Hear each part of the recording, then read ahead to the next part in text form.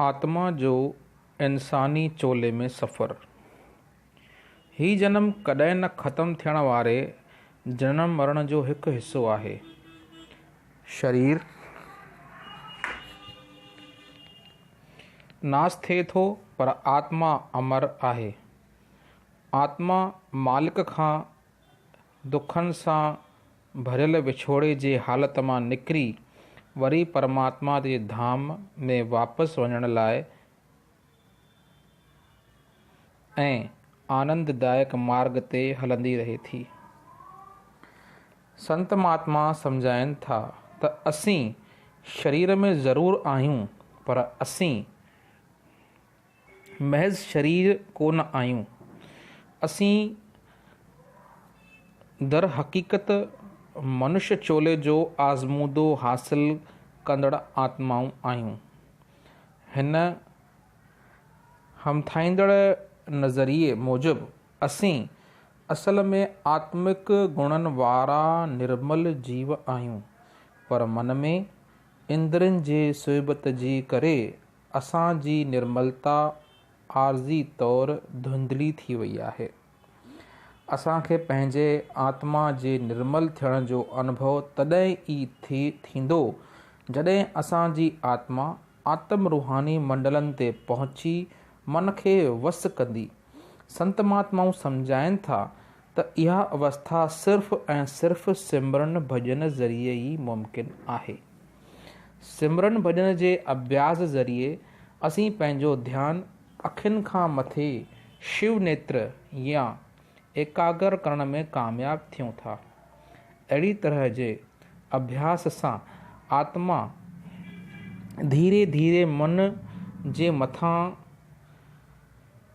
हावी थींदी वञे थी ऐं शब्द रूपी सूक्ष्म सच सां जुड़ण जे क़ाबिल बणिजे थी। इन्हे हालत में पहुची कुदरती तौरु असांजे अखियुनि तां मायावी अज्ञानता जूं अंदरियूं दूर थी वञे थो ऐं आत्मा जे मथां चढ़ियल पल पल बदिलजण वारनि ख़्वाहिशुनि ऐं संस्कारनि जा पर्दा लही वञनि था।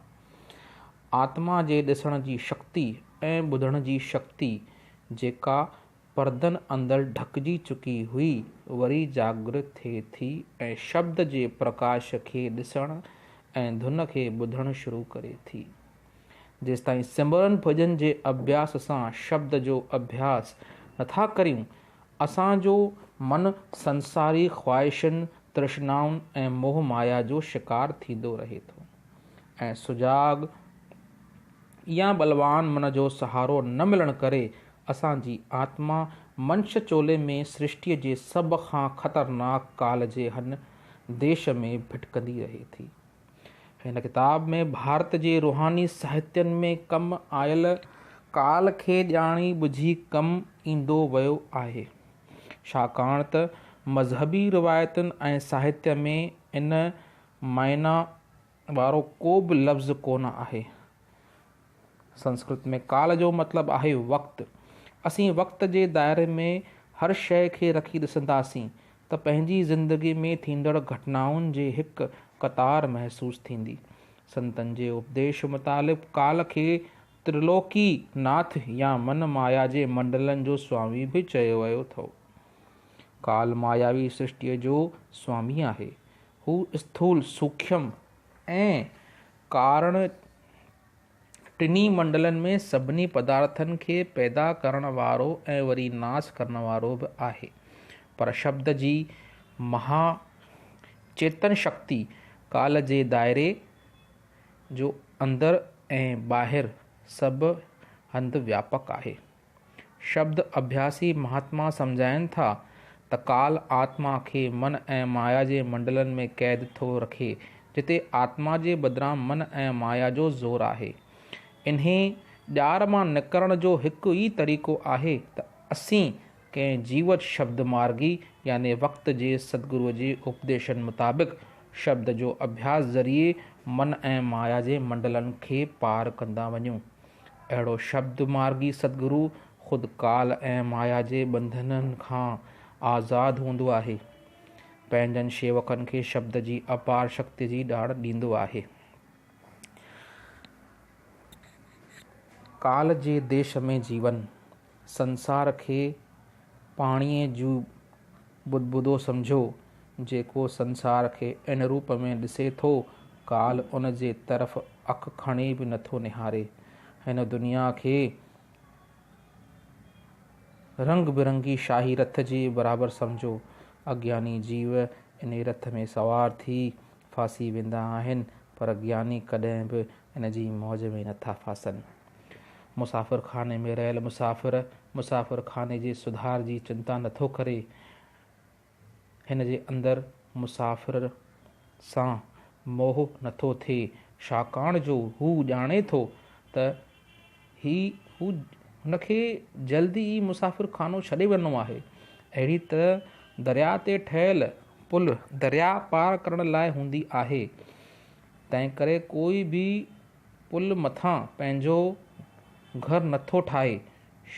छा इहा हैरानीअ वारो ॻाल्हि नाहे त इहो ॼाणंदे बि त दुनिया सदाईं रहण वारी नाहे, त बि असीं हिते अहिड़ी तरह रहूं था ॼण असांखे कॾहिं बि हितां वञिणो ई कोन्हे। स्वामी जी महाराज फरमाइनि था त असांजो रचना सां एतिरो प्यार आहे जो असीं मालिक खे बि भुलिजी विया आहियूं, पंहिंजे असली घर खे भुलिजी विया आहियूं, पंहिंजी असलियत में भुलिजी विया आहियूं। काल असांखे ब्रह्म ॼार में अहिड़ी तरह फासाए छॾियो आहे जो जेके बि दुनिया में नज़र अचे थो त असीं उनखे सच सम्झी वेठा आहियूं।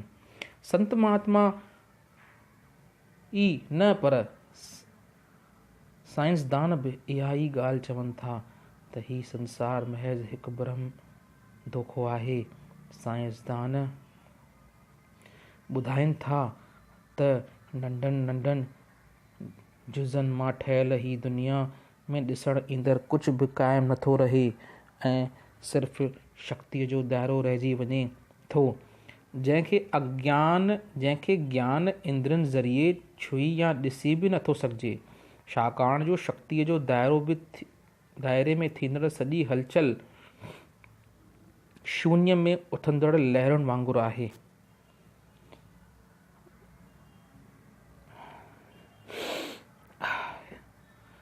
ब्रह्मांड जा सभु सिज, तारा, आकाश, धाराऊं वग़ैरह खिन खिन में लिखियल दफ़ा ॿुरंदड़ ऐं विसामंदड़ सूक्ष्म लहरुनि वांगुरु आहिनि ऐं सॼो ब्रह्मांड हिकु लॻातार ॿरंदड़ विसामंदड़ रोशनीअ वांगुरु आहे, जंहिं दोखे या ब्रह्म में असीं जीवूं था। इहो सिर्फ़ु संसार ताईं ई महदूद कोन्हे, पर असांजा वीचार, जज़्बा ऐं मोह वग़ैरह बि हिन माया ॼार जो ई हिसो आहिनि। मथे बयानु कयल भयानक ऐं ख़तरनाक हालतुनि खां बचण लाइ नाम भॻति ई अहिड़ो तरीक़ो आहे जंहिंजे ज़रिए न सिर्फ़ु असांखे खिन खिन में बदिलजंदड़ नासवंत इंसानी जामे जे अंदरि पैदा थींदो मोह माया जे ॼार ऐं उन मां मिलंदड़ दुखनि जी बल्कि उन सां गॾु बि संसार जी असलियत खे बि सम्झण जी ॼाण मिले थी। नाम भॻति हिकु आत्म ऐं सदाईं सची मंज़िल ताईं पहुचण जो साधन आहे। नाम भॻति ऐं सतगुरु जी दयार महर सां इंद्रियुनि चेतना हासिल कई, असीं ख्वाबनि जे हिन हेठियनि मंडलनि मां जागी उथूं था। संत महात्माऊं सम्झाइनि था त जहिड़ी तरह बदिलाउ संसार जो हिकु कुदरती कानून आहे बदिलाव, तहिड़ी तरह जीव आत्मा खे पंहिंजे निज रूप जो आनंद में महर आहे उन में वापसि वञण जो मौक़ो बख़्शींदो आहे। हिन स्थूल संसार में रोज़मर्रा जी ज़िंदगीअ में आत्मा जे उधार लाइ मन खे पाक ऐं पवित्र रखणु ॾाढो मुश्किल कमु आहे। हिन दुनिया में चौधारी दुख, बदिलाव, संघर्ष नज़र थो अचे, पर जेको चौधारी माहौल आहे उन में हर हिकु कुदरती तौरु अहिड़ो रस्तो उपाईंदो आहे जेको सवले में सवलो हुजे ऐं घटि में घटि महिनत ऐं कोशिश करणु पवे। नदीअ जे वहिकिरे जे उबतर तरणु मुश्किल, पर वहिकिरे सां गॾु तरणु आसान हूंदो आहे। इन करे संत सतगुरु असांखे वहिकिरे जे उबतो तरण जा फ़ाइदा सम्झाइनि था। ऐं हेठि किराइण वारी हर शइ खे परे रहण जो रम्ज़ सेखारनि था। पर इन खां पोइ बि असीं मायावी नदीअ जे तेज़ वहिकिरे में वहंदा था वञूं। हिन दुनिया में हर तरफ़ बेइंसाफ़ी, बीमारी, ग़रीबी छायल आहे ऐं हिन सां ठगी, कूड़, कपट, भोग विलास बि हिक ॿिए खां जुड़ियल आहिनि। पर असांखे इहो चङी तरह सम्झणु खपे त मन जे इंद्रियुनि जे भोगनि जो शिकार थी न सिर्फ़ु असांजो आत्मिक वजूद दॿिजी वेंदो, उन सां गॾु असांजा दुख, शांती बि वधंदी ऐं वरी संसारी भ्रम जन्म वठिणो पवंदो। असीं पहिरें खां बि वधीक दुखी थींदासीं।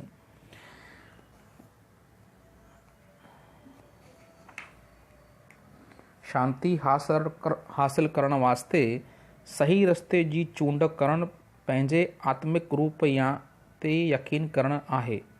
हर तरह जा ॿाहिरियां संघर्ष दर असल इंद्रियुनि मुंझारा ऐं अशांतीअ जो ई इज़हार आहिनि। संत महात्मा सम्झाइनि था त असीं संसार खे दुखनि खां मुक्त करे सिक जी नगरीअ त नथा बणाए सघूं, पर पंहिंजे सुधार लाइ पाण में बदिलाव त आणे सघूं था। असीं सिमरन भॼन ज़रिए आहिस्ते आहिस्ते पंहिंजो आत्मिक सुधार त ज़रूरु हासिल करे सघूं था। असीं अंतर्मुख अभ्यास ज़रिए इंद्रियुनि जी रूहानी शक्ति हासिल करे सघूं था। पोइ भले सॼी दुनिया बेवकूफ़ी या ॼाणाई जी वहिकिरे में वहे वञे, तॾहिं बि असीं शांत ऐं अडोल रहंदासीं।